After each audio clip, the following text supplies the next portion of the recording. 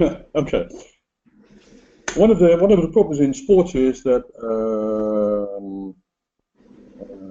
many athletes have to interrupt their career, or their career is seriously limited, or even stopped because of injuries. Could be acute injuries as well as chronic injuries. One of the main problems here is the overload. Well, there's a confusion about using the term overload. It's not overload, it's overkill. We have to have overload, otherwise the muscle doesn't adapt. But when you lift, for instance, too heavy or too often, or when you run or train too much, that's called overkill. And there's a very thin line between those two.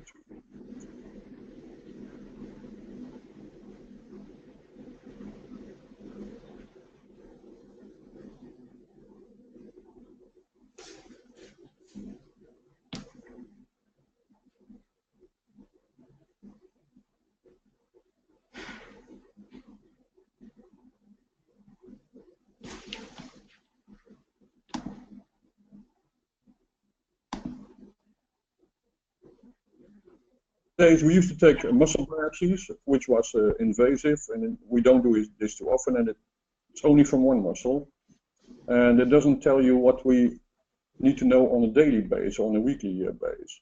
EMG is fast, it's a real-time measurement, we can measure it real time, it's reliable, there's a lot of research about EMG, nothing strange about it, answered many of the questions about EMG already.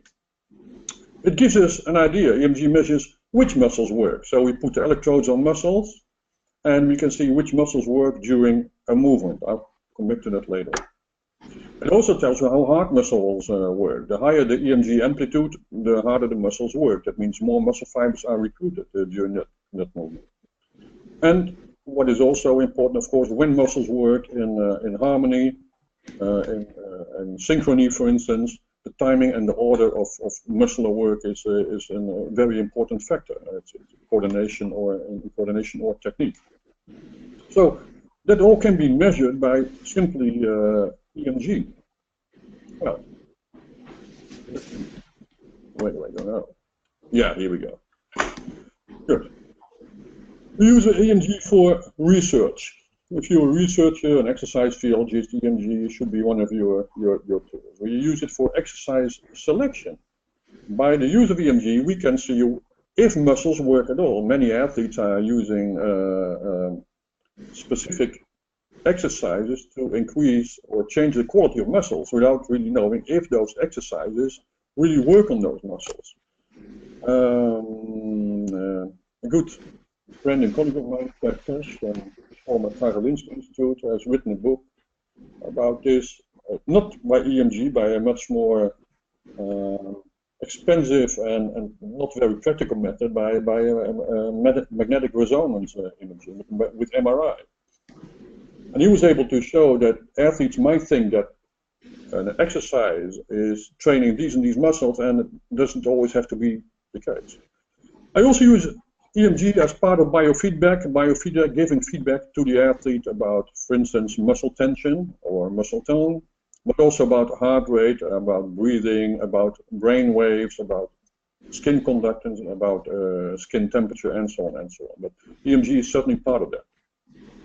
EMG for rehabilitation, to see if muscle balances are restored after the rehabilitation process, because we assume that most injuries, the muscle balance will be disrupted somehow,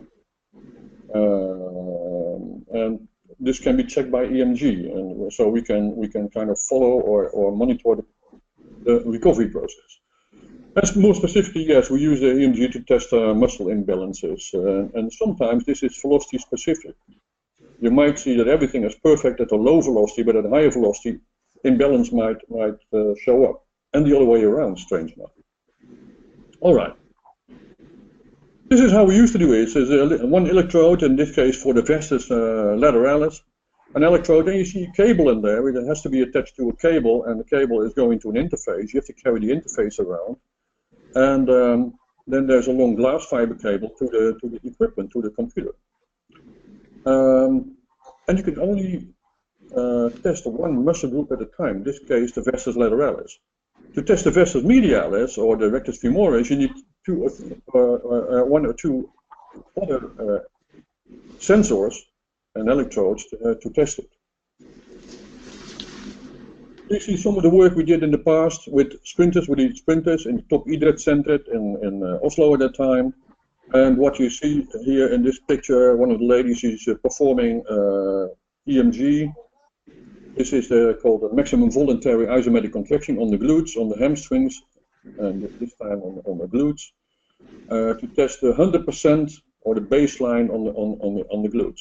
Later on, starting from the blocks, and again, then you measure, and this time it's transferred. The signal is transferred by telemetry, the glutes, the hamstrings, and the quads. And this activity, running the sprints here, is related to that 100% that was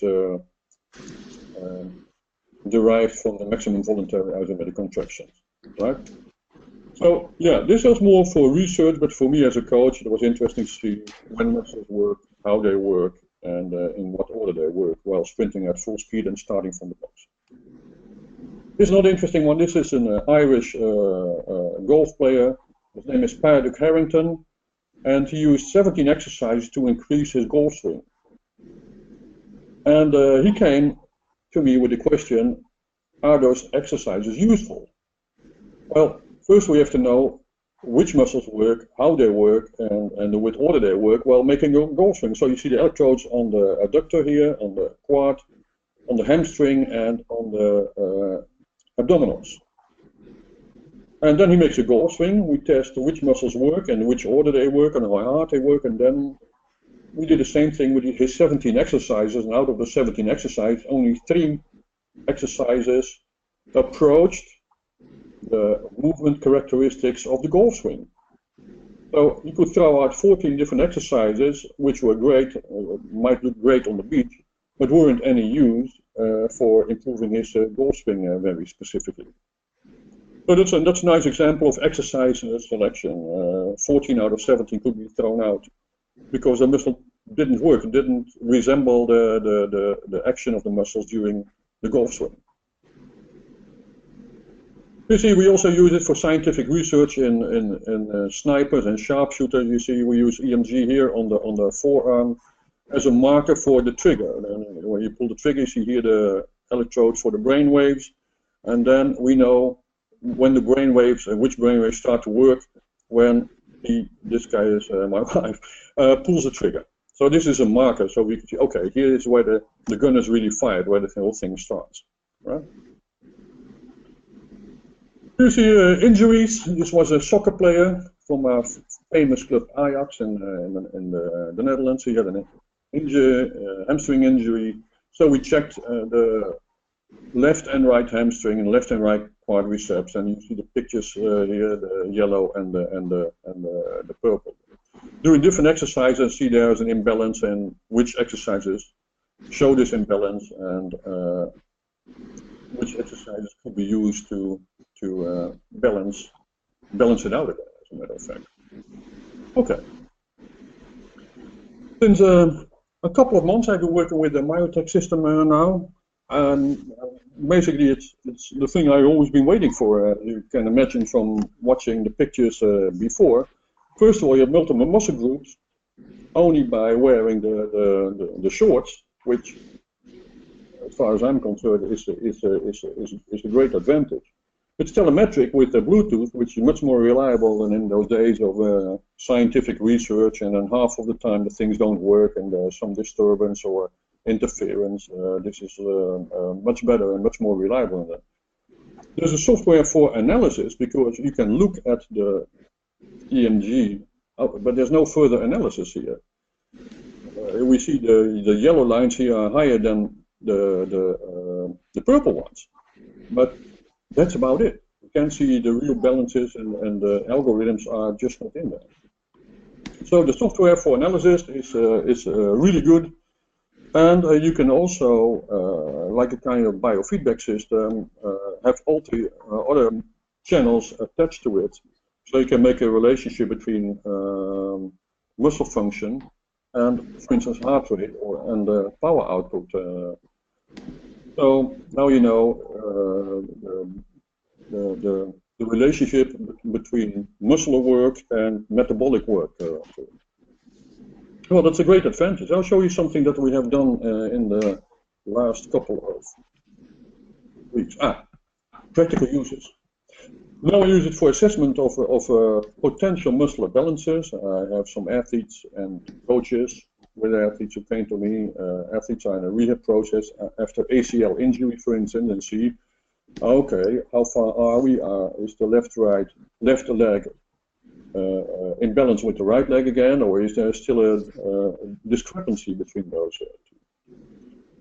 Also, hamstring injuries. We have done research in the past together with one of my mentors, Carmelo Bosco from Italy, who lived in Finland for a long time, and look at quadriceps hamstring ratio by EMG. And this way we were able to assess hamstring injuries. Well, that's kind of easy still, because you know you had a hamstring injury, but also monitor the recovery. And we were even able to predict hamstring injuries, so that's an interesting one. We still use it for research to see which muscles are used in different exercises. For different exercise tool, vibration training, eccentric training, new exercises. Well, you cannot imagine how many things are possible in applied research here. But we also use it in education. EMG shows how muscles work, if they work, and when they work, which is a good education tool for young coaches or young exercise physiology students as well. For me, as a coach, in my opinion, those things always go hand in hand. So the application in the field, the research in the lab, and education of this information to other coaches or to researchers and share that information. So for me, there's no separation between those three, but that's another story. What have we done? For instance, here's one of the pictures of the test we took. This is not the test on my computer, this is in the PowerPoint presentation. The red line here is the heart rate, and we had a decent triathlete. A decent triathlete, I must say, running on the treadmill. It's the first time I saw him, and what we see here in the white line is a muscular activity while standing on the treadmill, standing still, running 2 minutes long for 9 kilometers an hour, then running 12 kilometers an hour, running 15 kilometers an hour, 18 kilometers an hour for 2 minutes, and then 1 minute for 20 kilometers an hour. You can imagine that's a decent pace for a triathlete. And then again, standing still on a treadmill for more than 2 or 3 minutes. And one of the things, you see, of course, the drop in muscular activity, but you also could find the drop in heart rate, which is another interesting indicator, the heart rate recovery. So we can see the influence of, for instance, the parasympathetic system on the parasympathetic branch of the autonomic nervous system, how strong it is, because the heart rate recovery depends for a large part on that. That's one of the very simple things we can do. We can relate this information to, for instance, existing injuries. Here in the right side, you see the balance between left and right quads, left and right hamstring, and left and right glutes. Those are the three main muscle groups that were tested with shorts. And you see a slight imbalance over the whole range of time in the quadriceps. The left quadriceps a little bit more than the right quadriceps. Now the real trick is, of course, to find out where this comes from. It could be a leg length difference, it could be a previous injury, it could be a way of running, it could be a pelvis problem, it could be a little tightness, it could be a problem in the, for instance, in the right foot. Well, that's where Sherlock Holmes really starts to work. But first you have to see that it exists, and instead of having an athlete train and compete and find out he's injured, and then you wonder why. Well, you could have seen it coming when you did more regular testing with, for instance, this equipment. All right. This is a healthy athlete by principle. What you also can find out is, for instance, I'm working on this, the efficiency, the relationship between the heart rate and the muscle activity in those three main muscle groups. And I certainly realize there's more muscles that you use while running than the glutes, the quads, and the hamstrings, absolutely, but those are the main drivers of propulsion. Of course, there's the calf muscle. Of course, there's the psoas muscle, and there's the trunk muscles and the arm muscles as well. Absolutely, no doubt. But I try to find a relationship in there in efficiency.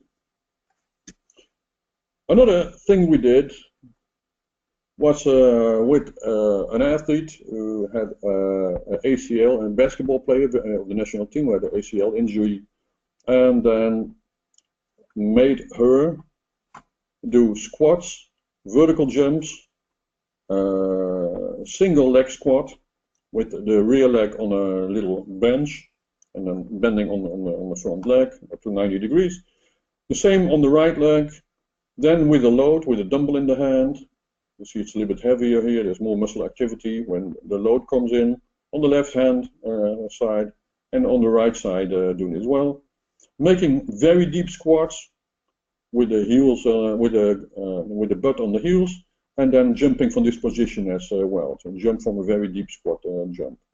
For whatever reason, I thought it was not really necessary, but I had some time left, and why not? So what you can see here is again the left-right balance, and that's a little bit more difficult to interpret, because if you do the single leg squat with the left leg, then the left leg is in front, so the left leg should be working harder. There is a disbalance, of course, because the right leg doesn't work, it only rests on the bench behind you. But then you can still see the difference between left and right leg, if it exists. And the system will tell you basically everything. You can see the difference between quadriceps and hamstrings. You can see the difference between left and right overall.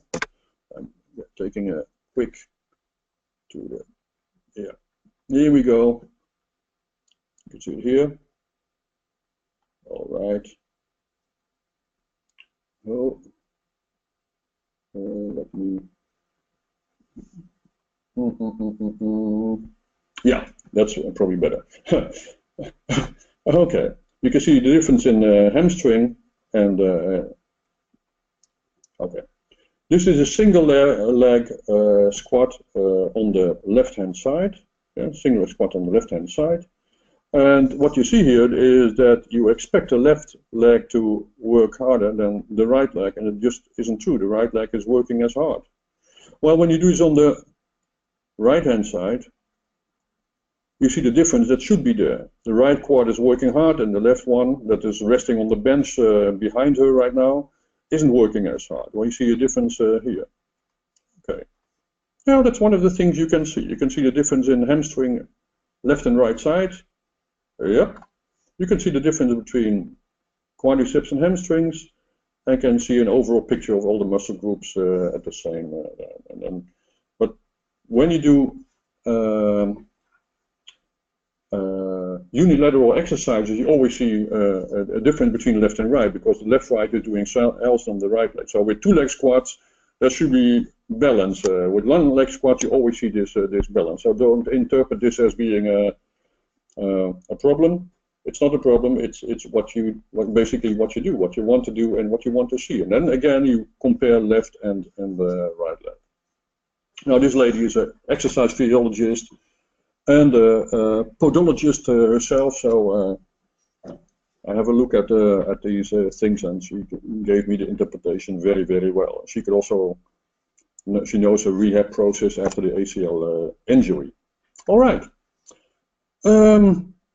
This was it as far as I'm concerned. This is just a little introduction into EMG, the basics of EMG, why I think it's important, why I have no clue why we don't use this more, and by training muscles and not testing EEG and only looking at the total output, we're just doing guesswork, and it works well until things are too late, until athletes get injured, overtrained, overloaded, until problems arise. And why not try to prevent it by doing regular testing of exercise and try to know more about as well the exercises as well as your own athlete.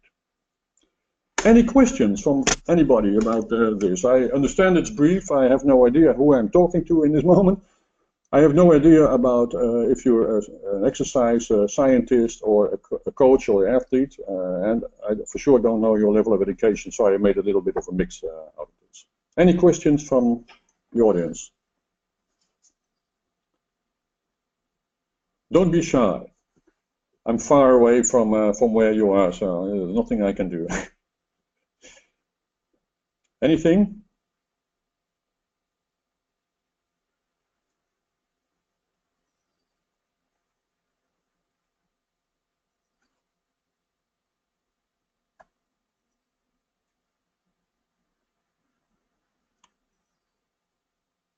Well, if then let's.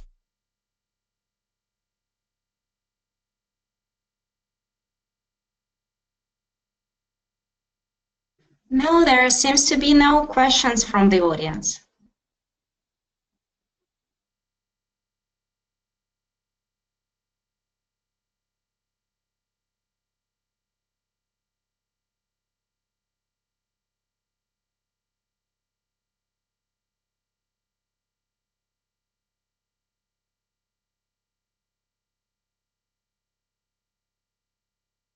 Yes.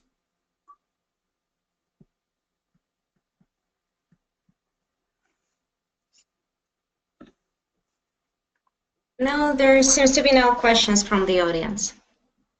No questions? Yeah, seems to be. Yeah? Okay. So if it's all, I would like to thank you for the webinar. Okay. Yes. You're welcome from my side. Or you have something to add? Something to tell us more about your work with the system? I got the system a couple of months ago. I'm now working on as well assessment of athletes as the one that you saw. She's a national player from the national basketball team. I'm now making her exercise program based also on the outcome of the test and the imbalances we found. But I'm also lecturing at a physical therapist and trying to use the system as an example of how easy it is and how reliable and how much information can be derived from simple EMG measurement and how useful it is. And strange enough, we do a lot of things, like I said, but EMG is not one of them. From the beginning, I started to work with EMG, or even before, when I didn't have the money to buy the equipment, I found it strange because we try to do something in the muscle and we don't. We try to increase the size of the heart, and yes, we do a lot of things to measure that. We do change the metabolism, we measure that. We try to increase strength, yes, we measure that. But don't forget it. Below that is the muscle tissue making this all possible. And we don't do anything about this. We only measure the outcome. We don't measure the output, as a matter of fact. And then, well, if things go well, there's no problem. And you see many athletes, especially athletes in track and field, get injured, and there's a muscle balance which is only detected after the problem came. So education is my main goal in the moment. Like in this case, I'm giving this kind of presentations, a little bit more in depth about the use of EMG and the frequency spectrum of EMG and so on and so on, and so practical demonstrations with the shorts, but that's my main work in the moment. Hi Hank, can you hear us? Yeah. Yeah, we are. My name is Merja Hofrein-Mikkola, and I work as a content developer at Myontech, and then also at the Kuortane Olympic Training Center as a biomechanic. Yes. I have a sports science background, so it was really interesting to hear your presentation. I would have some specific questions for you. Sorry? I have some specific questions for you. Yes, good. Go ahead. Yeah. So, do you see? Do you have some sports that you see that would benefit the most about the system? meaning that is it track and field, or is it like speed and or endurance sports, or do you see this as a system that would benefit all the sports, or are there some that you see that would benefit the most? Well, that's a question that always asked from my side a kind of a funny answer. Only if you're a chess player, it doesn't help you much. Yeah. Yeah. Any other sports where you use muscle, and that maybe gaming. Gaming is going to be Olympic right now, and the next gaming will be sport, and that I don't see many using gaming there. But basically for all sports, for any sports where ball sports, team sports, propulsion sports like rowing, speed skating, it's almost unlimited. Even in more static sports like in shooting, for instance, you could see things. I know a lot of research has been done in Finland on shooting, on rifle shooting as well. I think in Jyväskylä or. I know those studies. Yeah. So with Vita Salo, I think he did some things in the past, also with EMG and the shooting. But even in static sports like shooting, you can use it. It's unlimited. It only is the creativity of the coach to implement the system.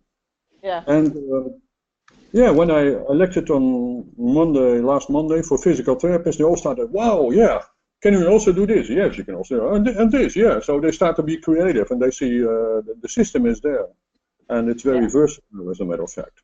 Yeah, it is. Actually, it is, and we see the same, and I think the same. But that is also a little bit problematic because it's so versatile and it can be used in so many sports, and it's hard to specify because another question would be that would you like there to be some specific protocols to diagnose some problems or for specific exercises to correct some imbalances that are diagnosed? Or do you think that those would be helpful? Well, yeah, because I'm an educator since I was really young. I started to lecture for national coaches when I was 22 years old, and believe me, that's a long time ago. And I'm not impressed by the intelligence and the smartness of most of my colleagues, as a matter of fact. And why? Because no matter how smart coaches can be, I'm not insulting their level of intelligence, but they like to have the prefab things. Instead of cooking themselves and buying the ingredients, they like to go to the supermarket, buy a box, put it in the microwave, and then the food comes out. You know, and this is what they want. They want you have to chew it for them, then they'll eat it. There's not to be chunks of information that they can use, like practical protocols. They love protocols. Tell me what to do. Step A, step B, step C. There's not much creativity or innovation strength in coaches, as a matter of fact. They see themselves as being very innovative, and most of them are very, very conservative and very afraid to use new technologies, as a matter of fact. Thank God to the smartphones and all kinds of apps. It opens a little bit, but to use more technology like this one, the software and the hardware, they're afraid of it. They might not be as smart as they pretend to be. Yeah. I understand it. If you make protocols, then say, okay, for instance, soccer. Well, coaches never have, they want the answers, but they never come up with the question. This is the problem. They never come up with the question. So, what do you want to know? People, well, a lot, yes. But what do you want to know specifically? What's your question? They don't have any question. That's the problem. That's the problem that we have. That it's so versatile and can be used in many sports that it's hard to concentrate because there are no specific questions. Yeah. Well, the thing is to make protocols or to give them examples already, or to kind of pre-boil everything for them and say, okay, you're in soccer. Okay, let us think. What can you do? What can you do? Is there any question? What can you do? take a look at the total load during a soccer game? Can you take a look at sprinting or kicking or whatever? So if we as educators, and probably more the scientific side, take their problem away and already ask those questions and already have those answers, they can use the equipment and say, oh, okay, yeah, soccer, I always wanted to know this and this and this. Or running, I always wanted to know this and this and this. Yeah. So I think it's not only a technical tool or an electronic tool, it's also an information tool. It is. We have more of the systems where the thinking, the coach can't or has no time to think or doesn't want to think, whatever it is. So we have to do the thinking and already make packages of information that could be interesting for them. Even if it's not perfect, it's okay. So okay, how can this be used in rowing or in cycling? What are the questions? So then you have just give some examples of different sports, and then they also start to see, well, if they can use it in this sport, then for sure. If you can use it in football, then for sure you can use it in handball. Then you can also use it in basketball or anything. So one or two ball sports, give some examples what you can test with it. Yeah. Or some automatic test protocols to diagnose, for example, balance problems or something. Like do squats and do one leg squats and then. Yeah. Or say drop jumps. They look at the valgus of the knee during drop jumps. Yeah. So there's many things that you can kind of improve the test or get more information out of the test. Or so I'm afraid you guys and also me on this side from practical point of view have to do the thinking a little bit for them. If you say, well, here's a great tool, you can do everything with it, they get confused. They don't know what to do with it because it's too much for them. But so they're not interested in ACL injuries. That's the physical therapist problem, not the coach's problem. He caused the problem, but the rehab is a physio's problem. The physio is not related to performance. He doesn't want to know much. He wants to control the rehabilitation process so he can have better interventions or better treatment for and make the athletes healthier in a shorter period of time. Yeah. Yeah. Did I understand it correctly that you are interested in efficiency, the relationship between heart rate and muscle load? Yeah, of course I'm interested. But I read work from the Russian scientist. It's in English. Work from the Russian scientist about the relationship between heart rate and metabolic systems, and it's a little bit different than the way we used to think in the West. From Volkov, it is from Moscow. In Human Physiology, that's the journal, Human Physiology, and he wrote some interesting things about efficiency as well. So the relationship between, well, heart rate and say a dominant percentage of the muscle mass. I mean, if you do the curls with the hand, well, it doesn't add much to the total metabolic load. But I think these three muscle groups do a lot for the metabolic load as well. Yeah. Are you going to perform some measurements to check efficiency with our system? Sorry, are you? Are you going to perform some measurements to check efficiency? Absolutely. Yeah. For instance, last week I gave a presentation for the National, you can't believe it, Walking Association, because we have a very important walking event here. Walking is very popular in elderly people and for health and in nature and walking in the mountains and everything. And there what I showed was the relationship between on the treadmill then, between the angle of incline and walking 6 kilometers an hour, and then look at the heart rate, but also look at the muscle activity from 0 to 15 degrees, and then increase it 3, 6, 9, 12, 15 degrees, and then look at the muscle activity. It's one of the very simple things you can do. Yeah. So you can also use it for education to show people things. It's very good. You can show people things now. Do you think it would work in endurance running? Oh yeah, absolutely. Yeah. Yeah, absolutely. Because to see, well, when you're fit, your technique looks great. I used to coach some world-class 800-meter runners, 1:56.65, 800 meters. She won a silver medal in the 1995 World Championships in 800 meters. And she had to do more endurance running. But then you see, everything looks great when you're fit. The first lap, everything looks great. Or the first 5 kilometers. But the last 5 kilometers, most people, unless you're a Kenyan, the last 5 kilometers don't look that great. So what is the change in technique? How do muscles function? Are you leaning forward? Are you leaning backward? Are the quads working harder? There's many questions to answer. So it would be almost stupid not to see the possibilities of the equipment. Yeah. Good. Yes, thank you very much. We have also one question about relaxation. So, about relaxation. Relaxation. Relaxation. No? And how do you use this relaxation in problem detection? Let me see. I didn't understand the word very well. Can you type it? Is it relaxation? No. Relaxation. Yeah, relaxation. Oh, relaxation in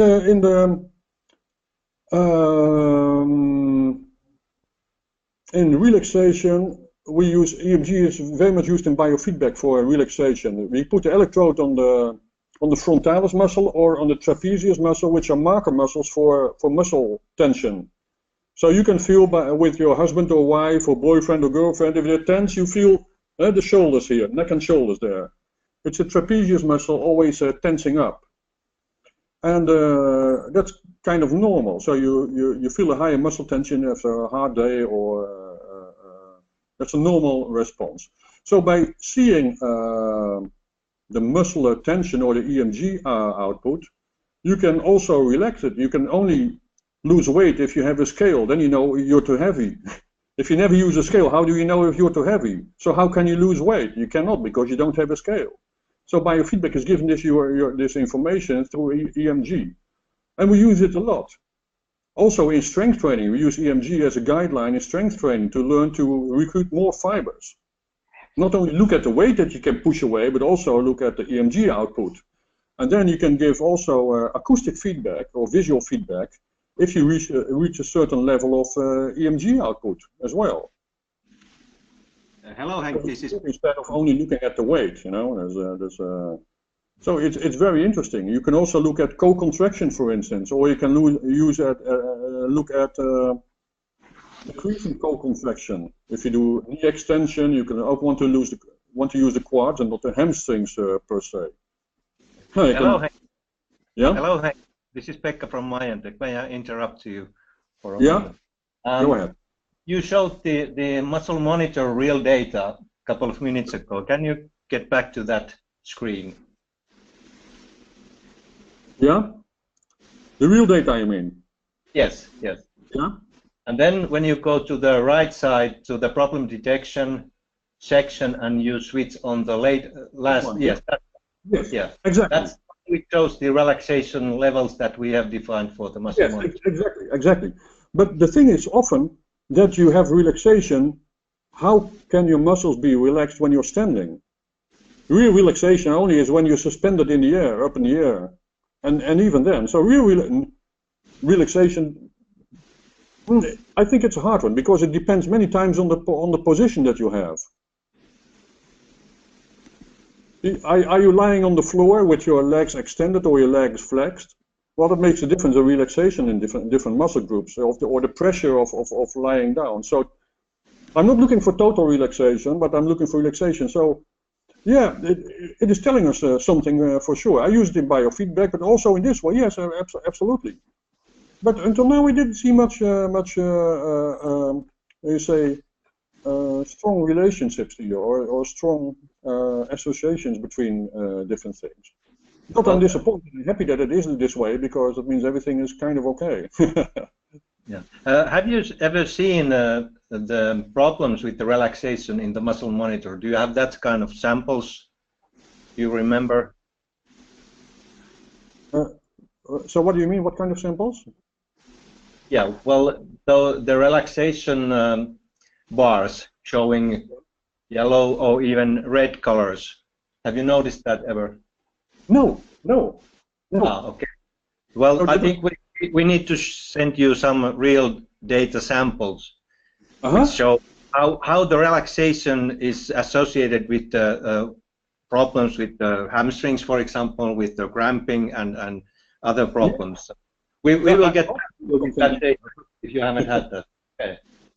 Yeah, for instance, if on the treadmill, they jump from the sideways on the treadmill. You know, the treadmill is running between their legs. They're standing in abduction, and they stand on the treadmill. So of course the quads are working, the abductors are working, and the glutes are working a little bit there because they, from 20 kilometers an hour, all of a sudden they have to come to a standstill. Well, they don't jump off the running treadmill 20 kilometers an hour, so they jump on the side. So standing on the side and standing still, that always gives some kind of muscle contraction. If it was only to keep your balance, but they should be below a certain level. But I haven't seen yet somebody with these problems. Yeah, for example, in incremental running tests, that you start with very low speed and then you run until the maximum. You can see that the relaxation level starts to come up, so that the muscles don't relax anymore when you are fatigued and when the speed is higher. So during those tests, for example, you can check that there is a point when the relaxation starts to deteriorate. Yeah. Oh, excellent. Hey, you give me good ideas. That's good. I'm going to look more into this. Thank you. Yeah. Thank you. It's very good. Yeah. Yeah. To see that the muscle can't relax anymore. There's some post-exercise excitation or something, or well. Yeah, and the fatigue starts to accumulate, and you can see that the increased relaxation level, or the worse relaxation. Yeah. Because of this fatigue. Okay. It's also be some potentiation there, of course. So I can imagine if you do a heavy training session, you stand in a relaxed position before, then you do an exercise, then again relaxation, then a heavier exercise or more, and then again, that you will see changes in the different relaxation phases. Yeah. I didn't look at it. That's a good idea. I'm going to work on it. Tomorrow is our King's Day here in Holland. Our King is his birthday, so everybody is free, and I'm going to do go to the gym. Yeah, do that. Yeah, thank you. Yeah. Any more questions on your side? There is one more question about warming up. How do you see the warming up effect when you are really ready to start harder training? That's a good one. I'm really peculiar in this. For endurance athletes, I believe in warming up. Yes, absolutely. They have more red fibers, they have capillaries. They need to warm up to get their metabolic systems going. For sprinters and explosive sports, I barely do a warming up. I barely do. I had one girl who broke the world record without any warming up whatsoever. Nothing. And she broke the world record in 60 meters. That's pretty decent. Not one step of warming up. No, nothing. In any training? No, well, this was running the world record in a competition. Oh, okay, in training, because the warming up is mainly controlled by the autonomic nervous system, you know, opening the capillaries, sending the blood to the right places. Now, strange enough, the explosive athlete and some very gifted athletes have a kind of unconscious control over their autonomic nervous system. Like when you do yoga, you can increase the temperature of one hand by 3 degrees by just whatever you do. And so a kind of yogi. But some very good athletes are able to control their autonomic nervous system. And therefore, when you measure their temperature or measure their circulation or their heart rate, it's already high. It's already high, so they don't need to warm up. They are already warmed from mental part of view. They are already in a position for fight or flight. The adrenaline is flowing, the heart rate is up, the muscles are the circulation in the muscles when it needs to be. So for them, no warming up. So for most explosive athletes, we keep the warming up really, really short. Henk, can you show the treadmill data on your PowerPoint presentation? Because there is a good example of warming up. No, there's not. Barely not. We already say that the warming up is just the first, let me say, the first.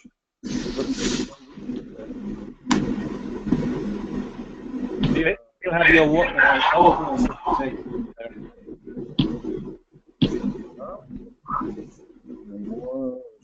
Oh yeah, this system now.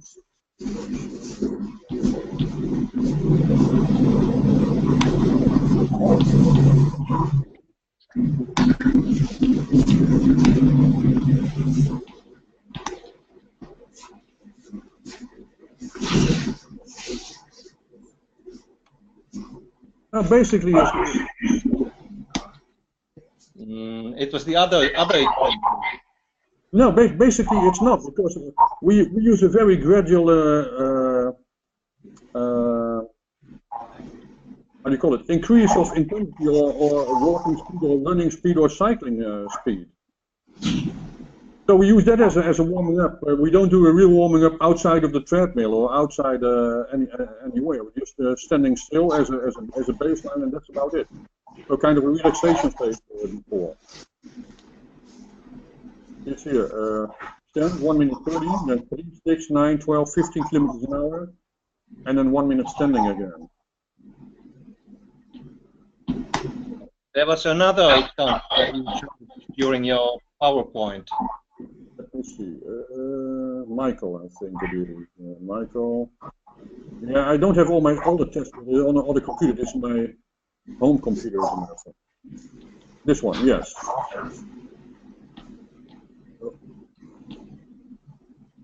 This one, yeah. Now, when you look at the first and second lap, you can see that the total muscle load is quite high. It's even at the same level at the final lap.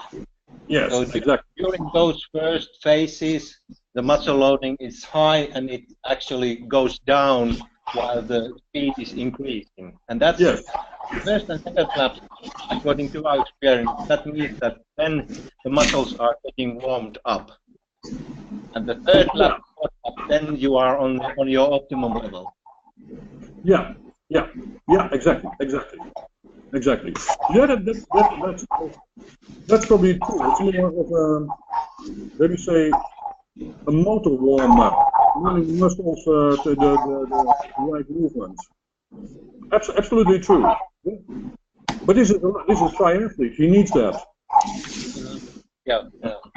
But, and the other example that you showed first, there were no warm-up, or there were no physical warm-up, because it started from a low level and it was increasing. So, that really much depends on the person and depends on the case and the environmental issues and whatever. Yeah, of course, there's many factors to consider. This is well, always the problem of the coach. The coach is looking at many factors at the same time. Well, the scientists will only look at one or two variables. We're looking at many factors that we have to consider. This is one of the issues, of course, also in warming up. Yeah.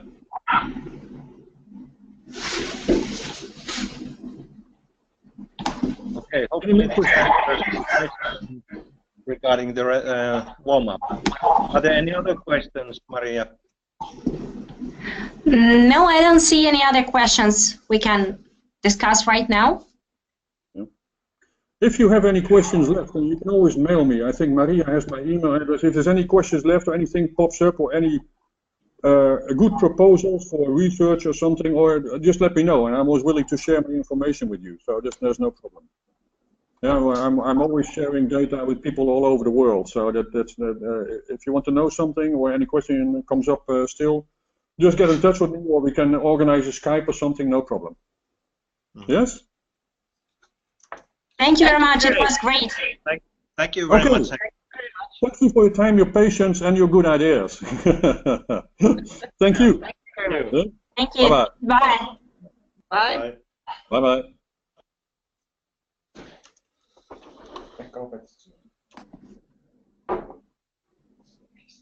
Olla rauhassa.